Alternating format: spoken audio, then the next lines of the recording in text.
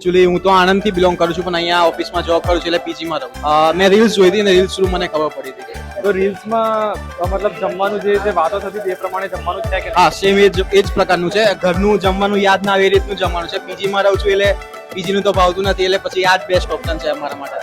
પીજીમાં રહેતા લોકો માટે યસ, સારું ઓપ્શન છે. ઘરની યાદ ના આવે એ પ્રમાણનું ખાવાનું. હા, હું મોસ્ટલી ટ્રાય તો મારે એવું છે કે બપોરે યા તો ઇવનિંગ બેમાંથી એક ટાઈમ તો હું અહીંયા જમું જ છું. પણ એવું પણ ક્લેમ છે કે તમે રેગ્યુલર ખાઓ તો પણ તમને પેટમાં કે મતલબ ના, અત્યાર સુધી મને તો એટલીસ્ટ કોઈ પ્રોબ્લેમ નથી થયો. વીકમાં લગભગ 5 days વર્કિંગ હોય તો એમાં મોસ્ટલી 3 to 4 days તો અહીંયા ખાવાનું હોય જ છે.